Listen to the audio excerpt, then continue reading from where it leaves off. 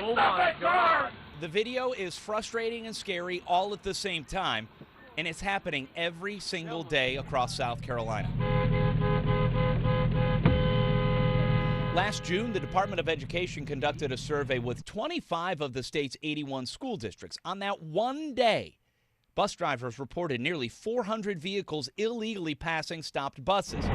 If that's an average day, that's 72,000 brushes with disaster each year in just 1/3 of the state's districts. I watched 4 videos from another school district, and it makes the hair on the back of your neck stand up. Every time you see one.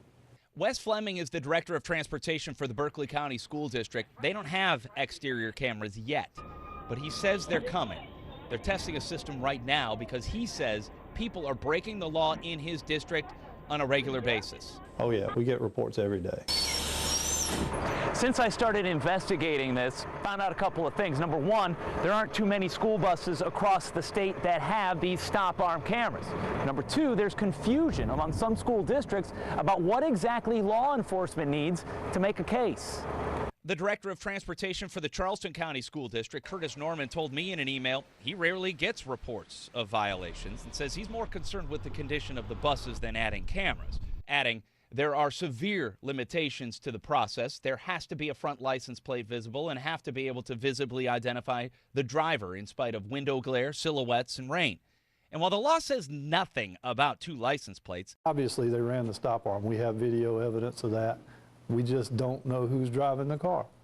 Fleming agrees with Norman on the confusion over how clear of a shot of the driver law enforcement needs from those cameras. We're here because I'm not real sure what you need to prosecute. Fleming met with officers from several jurisdictions in the county on Friday to see if the system that he's testing can give officers enough to write a ticket. In general, the answer is yes. State troopers will back that assertion up with wins in the courtroom. They tell me the cameras provided enough evidence for them to successfully prosecute 3 drivers in the Midlands and upstate since the school year started. When it comes to the condition of the fleet, Fleming says that's a whole different story.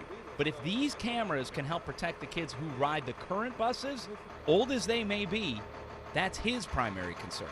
As long as we're running old buses and we're having people pass them illegally at the safety of the children, we need to address it. It's a major hazard, and hopefully we can capture some information, get with law enforcement, and start pursuing some convictions in our area. I checked with a couple of the companies that are in the bus camera game, and they said the average cost to add outboard cameras to existing camera systems inside the buses is about $1,500 to $3,000 per bus. And while upfitting every bus in every fleet is unrealistic, law enforcement says drivers just not knowing which bus could have those cameras is a deterrent that could save lives. Brad Franco, News 2.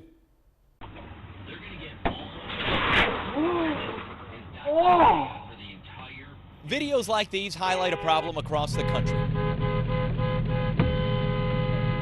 Drivers ignoring the law and passing a stopped school bus. Oh yeah, we get reports every day. Wes Fleming is the Berkeley County School District's Director of Transportation. He says his drivers report at least a dozen violations every day. So he's taking advantage of a new state law that allows video from exterior cameras on buses to be used as evidence in court. But Berkeley County is the only school district moving toward using those cameras in the Low Country. Dorchester District 2 told me there's no money for it. Charleston County Schools Director of Transportation Curtis Norman told me in an email he rarely gets reports of stop arm violations and that the law, the way it's written, makes it hard to justify the expense.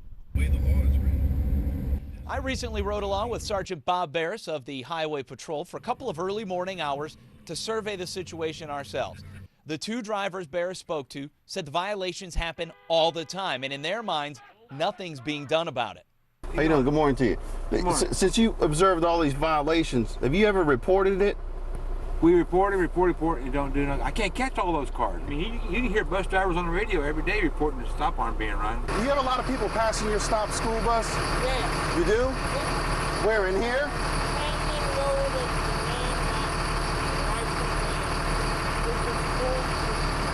Do you report these violations? Yeah.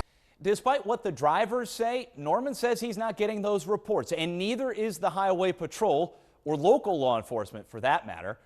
Durham told me in a statement that they pass along any reports from drivers to the Highway Patrol. So if what the drivers say is true, clearly there's a breakdown, and I'm going to keep digging until I find out where that breakdown is. Brad Franco, News 2. News 2, always investigating. As we know, school buses carry precious cargo. Yet, motorists regularly ignore the red flashing lights and stop arms, putting children's lives in danger. Tonight, News 2's Brad Franco asks why one school district says there's not a problem when our cameras clearly show otherwise. The Charleston County School District says it receives very few, in fact, rare reports of people illegally passing school buses. So they say investing in exterior cameras to catch those violators isn't worth the money. We report and don't do nothing. I can't catch all those cars. But bus drivers in the county disagree. They say it happens every day. So armed with my cell phone camera, I went out and watched. I personally witnessed 4 people passing this bus on Highway 17 in Mount Pleasant, and 2 more passing this bus on Rifle Range Road. 1, 2, 3. So I showed that video to the Mount Pleasant Police Department, and they set up a 2-day targeted enforcement operation. One of the first buses we followed went down Rifle Range Road. You can't see it from the patrol car's dash cam, but as it picks up a group of kids, the traffic behind the bus stops. But a driver coming the opposite direction does not. The woman driving this car told the officer she knew exactly what she did, but what she wasn't ready for is the nearly $1,100 fine she'll have to pay. I don't have $1,000 to pay that, sir. Same spot, just this past Monday, another stop bus passed illegally. Did right to a citation for passing stop school bus. Unfortunately, the fine on that was $1,067.50. Bus drivers tell me they report these violations to their supervisors, and Durham School Services says they pass those reports along to the Highway Patrol. However, troopers say they only received 14 reports since the start of the school year in August, and we witnessed 8 in just a couple of days at only 2 different bus stops. I checked with several local agencies, and they tell me nobody from the district or bus system has alerted them to any trouble spots. I mean, if they're seeing it and not letting us know about it, you know, we have limited numbers. We can't be everywhere at all the time. So if they let us know about it, bring it to our attention, we can do something about it, like we're doing now. Eventually, somebody's going to get hit, and there's no excuse for that. After repeated tries to get someone from the Charleston County School District to go on camera to respond to what my investigation found, they refused and instead sent me the standard "safety is our top priority" statement, but did not address any of my questions regarding the discrepancies between what bus drivers reported and we witnessed and their accounting of the number of stop arm violations.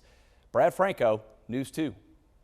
All right, thank you, Brad. Authorities say in some cases it's just ignorance of the law.